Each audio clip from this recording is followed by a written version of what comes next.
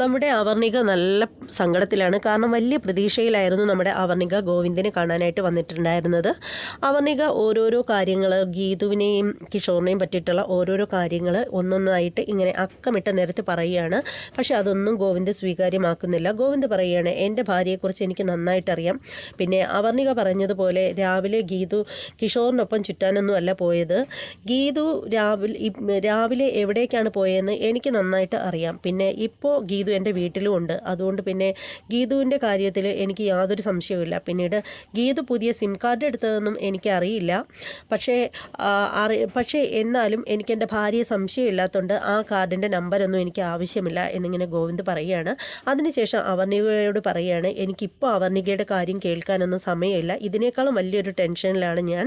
അതുകൊണ്ട് നമുക്ക് രണ്ടുപേർക്കും പിന്നീട് എപ്പോഴെങ്കിലും മീറ്റ് ചെയ്യാം. എനിക്ക് എൻ്റെ ഭാര്യയെ സംശയമേ ഇല്ല എന്ന് പറഞ്ഞിട്ട് ഗോവിന്ദ് അവിടെ നിന്ന് പോവുകയാണ്.